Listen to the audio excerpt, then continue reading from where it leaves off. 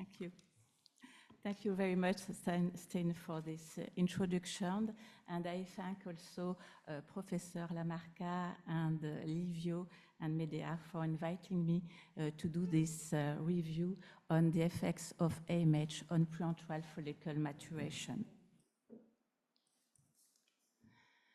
As you know, folliculogenesis can be divided into main phases. Basal folliculogenesis, which is gonadotropin independent, and terminal folliculogenesis, which is gonadotropin dependent. But before follicles become gonadotropin dependent, they are gonadotropin responsive, meaning that they express both FSH and LH as Francesca showed a few minutes ago. And as shown in the last review article of Professor Lamarca, sorry for the quality of this slide, preantral follicles express thus FSH and LH receptors as soon as the early primary stage, meaning again that if their maturation does not depend upon gonadotropin, it is regulated by both FSH and LH. And this is shown also on this old diagram, but still relatively up to date. The basal folliculogenesis, thus preantral follicle maturation, is regulated by endocrine factors, such as FSH and LH, but also EGF1 and insulin. It is regulated by transcription factors, such as NOBOX, LHX8, and it is regulated, of course, mainly by autocrine and paracrine factors, such as KIT ligand, KGF, FGF, androgens, but also BMP15, GDF9, and AMH, which all belong to the TGF-beta superfamily.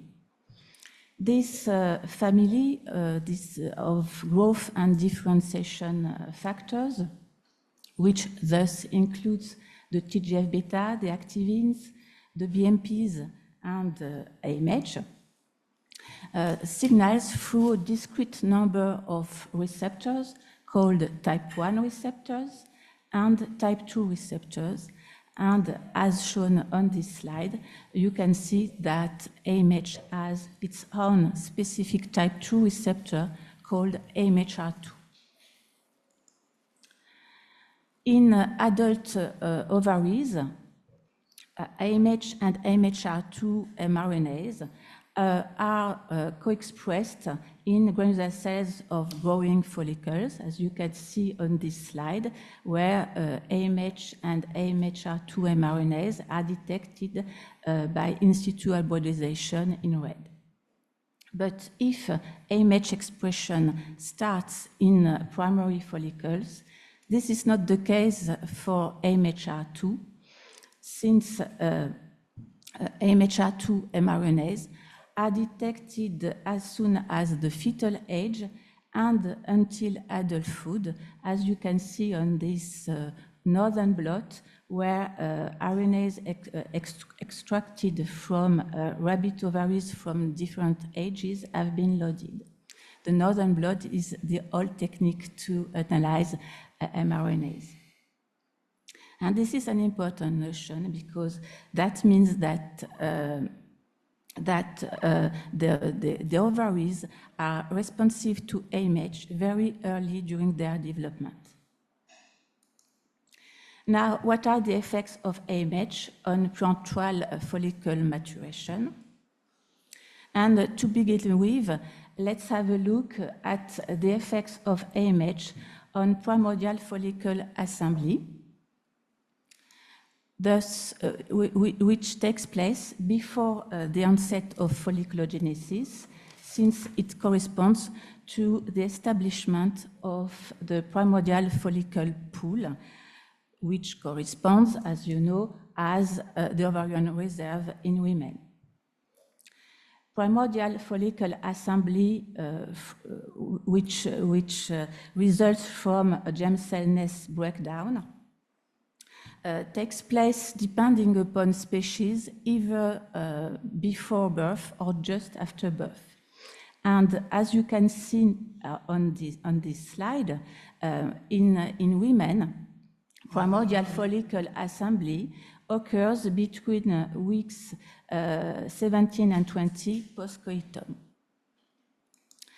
In rodents, primordial follicle assembly takes place just after birth, and Nilsson and collaborators showed that when they treated neonate rat ovaries with AMH, there was a decrease in the number of primordial follicles, and that this decrease was similar to that obtained with progesterone, a known inhibitor of this process. In addition, these authors showed that AMH was expressed in the ovarian stromal cells surrounding the germ cell nest, as you can see here, where AMH is detected in green by immunohistochemistry. This localization of AMH does not correspond to the known expression profile of AMH, but it has to be said that the expression of AMH in the early stages of ovarian development has been very little studied. Then, what are the effects of AMH on the first step of folliculogenesis, primordial follicle recruitment or activation, which thus corresponds to the transition of primordial follicles to primary follicles? The first team who studied the effects of AMH on folliculogenesis and discovered an effect of AMH on the primordial follicle activation was the team of Axel Temen, who carried out to compare the number of primordial and growing follicles in white-type mice in white and in knockout mice for AMH in dark.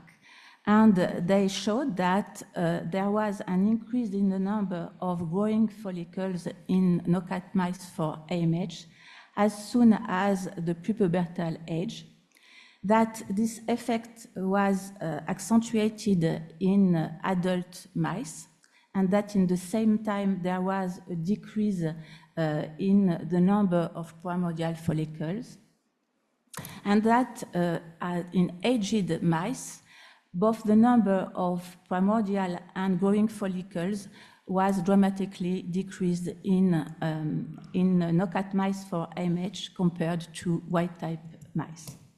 And they also showed that the mice heterozygous for the AMH mutation in gray, that their phenotype was between the phenotype of white-type mice and knockout mice for AMH.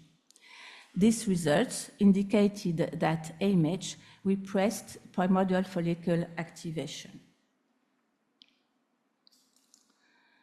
In keeping with this result, Gilly and collaborators showed that when they cultured neonate mouse ovaries, which mainly contain primordial follicle, there was an activation of primordial follicles for both white-type ovaries and ovaries from knockout mice for AMHR2. Since there was a similar number of growing follicles in both phenotypes, the hatchet colon.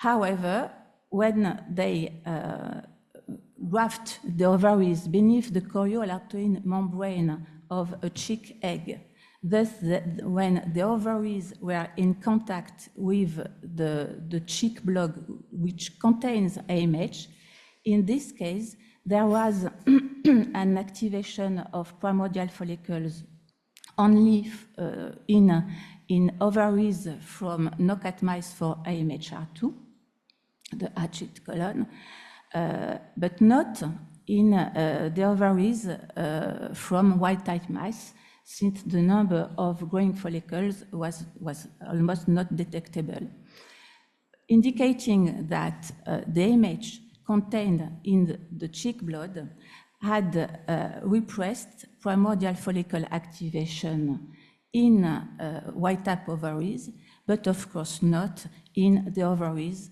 from knockout mice for AMHR2. Derlinger and collaborators also confirmed in vitro the inhibitory effect of AMH on primordial follicle activation, since when they treated neonate mice ovary for 2 days in presence of AMH, the gray colon, they observed a decreased number of growing follicles compared to culture condition in white. But in this experiment, they didn't show any effect of AMH on the number of primordial follicles.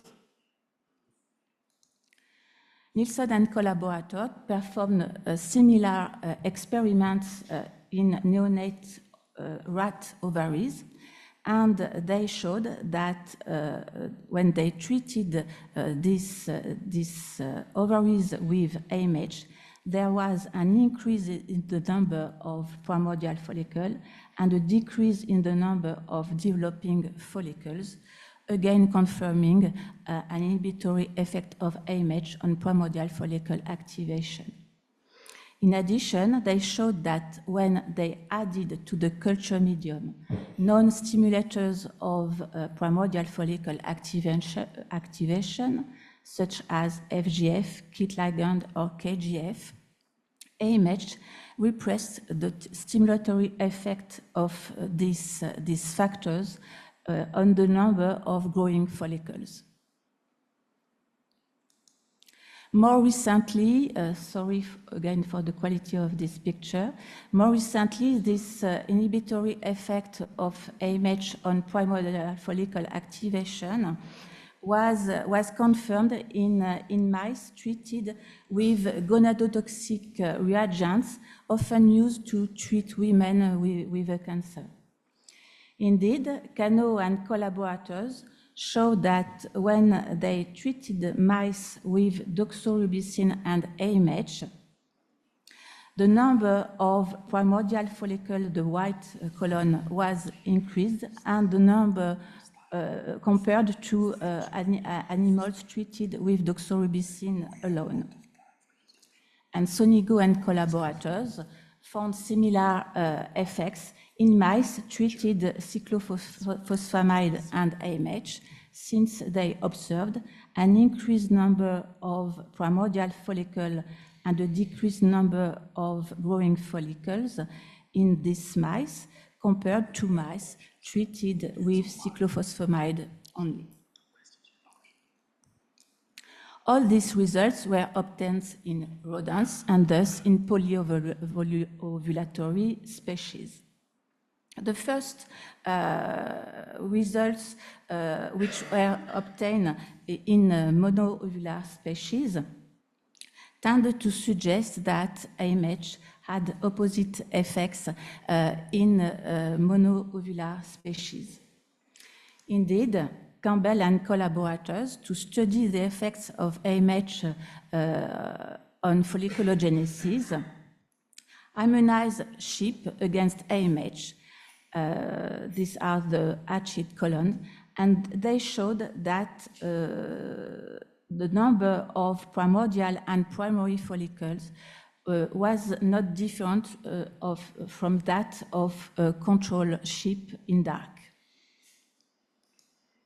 In vitro, Yang and collaborators treated cultured bovine fetal ovarian cortex in presence of different concentrations of AMH, and didn't show neither any effect of AMH on the number of primordial and primary follicles, except when they added to the culture medium insulin to stimulate follicle growth. And in this case, they showed that AMH treatment induced an increased number of primordial follicles and a decreased number of primary follicles, thus an inhibitory effect of AMH on primordial follicle activation as in rodents. Schmidt and collaborators also cultured human ovarian biopsy during 1 month with AMH and didn't see any effect of AMH on the number of primordial follicles compared to control condition, but they observed an increased number of primary follicles, and this offers suggest that this could be to a protective effect of AMH on follicle atresia we are going to talk about later. And indeed, other experiments performed on human ovarian biopsy showed that AMH could also have an inhibitory effect on primordial follicle activation in monovular species. Indeed, Carlson and collaborators treated this time human ovarian cortex during 7 days with AMH, and they showed that this treatment induced an increase in the number of primordial follicles and a decreased number of primary follicles compared to control conditions. And Detty and collaborators also showed that when they grafted human ovarian biopsy in ovariectomized nude mice and treated the mice with AMH, they didn't observe any more primary follicles in the biopsy compared to control animals. Thus, even if these results on monoovulatory species need to be confirmed, most of the data are in keeping with an inhibitory effect of AMH on primordial follicle activation. Now, what are the effects of AMH on preantral follicle growth from the primary follicle stage to the late preantral follicle stage?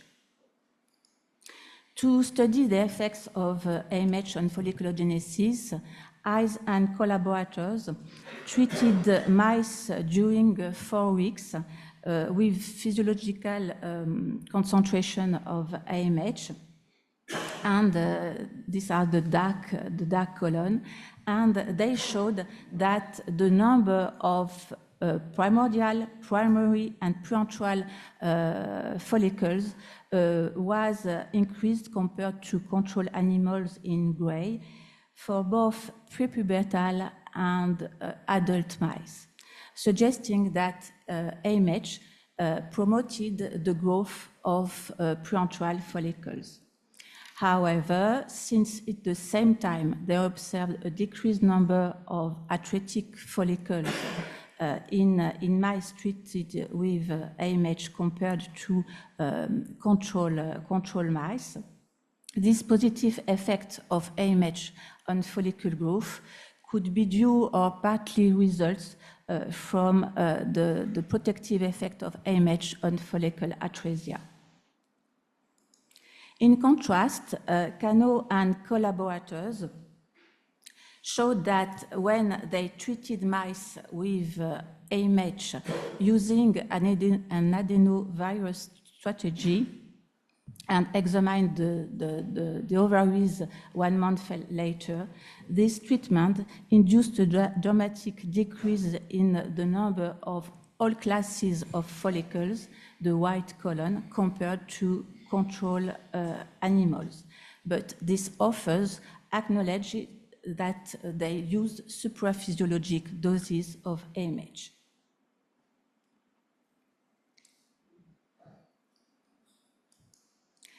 Indeed, in keeping with a positive effect of AMH on preantral follicle growth, McGee and collaborators showed that when they cultured isolated rat preantral follicles in presence of AMH or MIS, the diameter of the follicle was increased.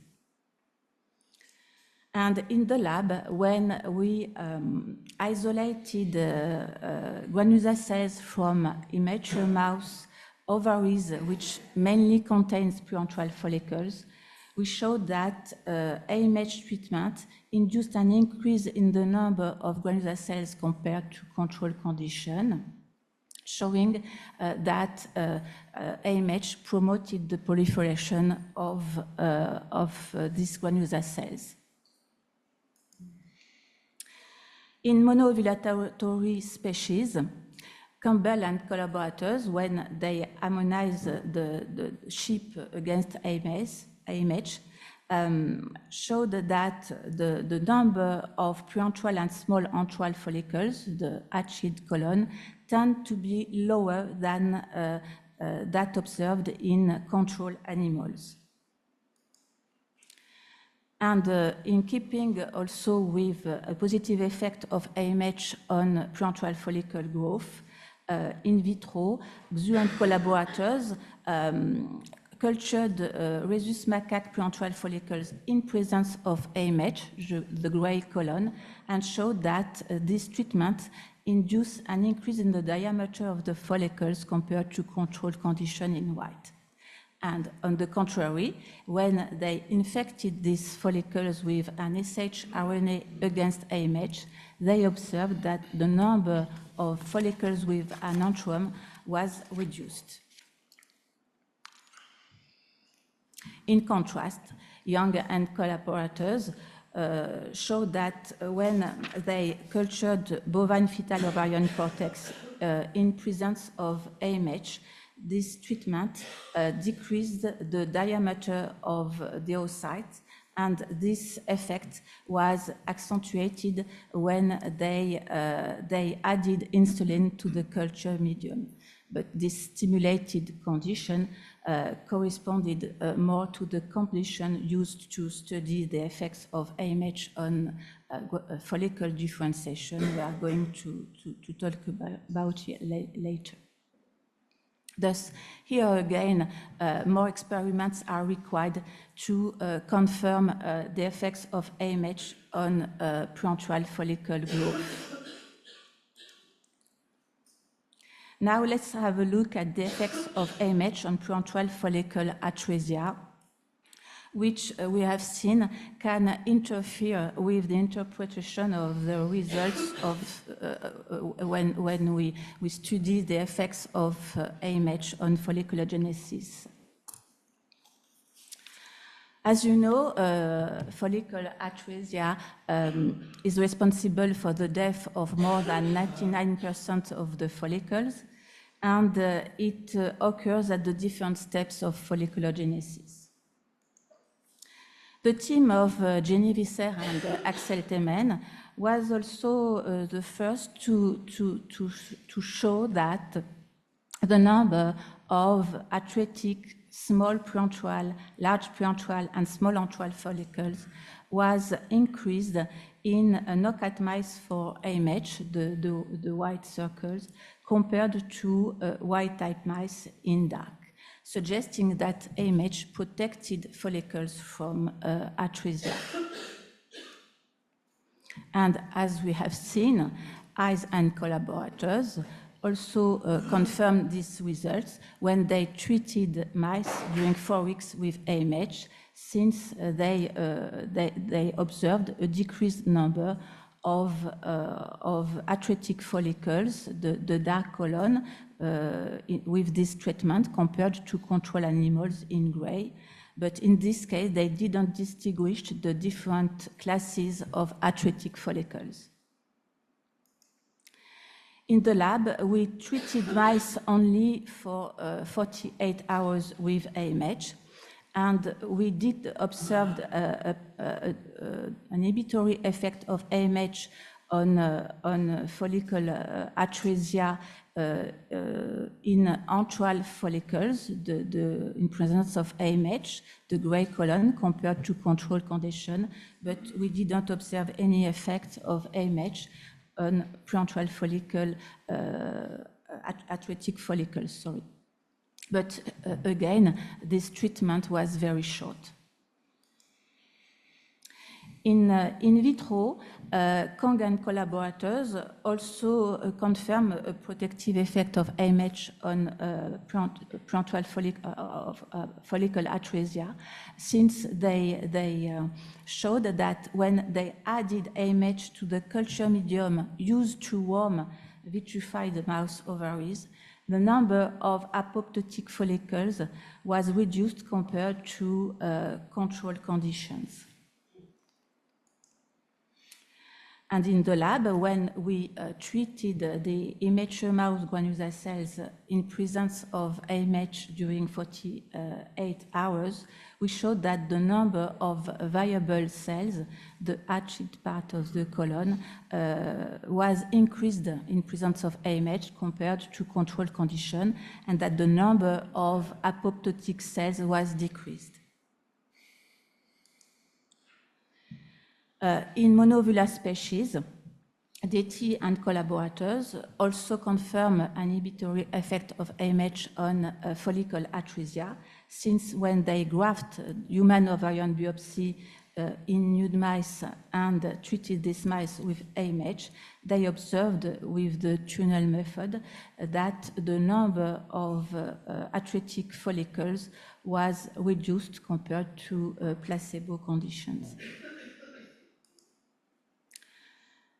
And Xu and collaborators also confirm this result in isolated macaque preantral follicles. It's when they infected or transfected these follicles with an shRNA against AMH, the number of viable follicles was dramatically reduced, an effect which was completely rescued when they added AMH to the culture medium. And finally, what are the effects of AMH on preantral follicle differentiation? Or at least on the acquisition of differentiation markers. Derlanger and collaborators, to study these effects of AMH, treated wild-type mice and knockout mice for AMH with AMF-FSH. And they showed that the number of all classes of follicles was increased with the FSH treatment in knockout mice for AMH, the dark column, compared to wild-type animals in white, indicating that AMH repressed follicle sensitivity to FSH. And in keeping with this result, Eyes and collaborators confirmed indirectly that AMH repress follicle differentiation, since when they treated mice during 4 weeks with AMH, they observed that the number of antral follicles, the dark column, was decreased compared to control mice in gray.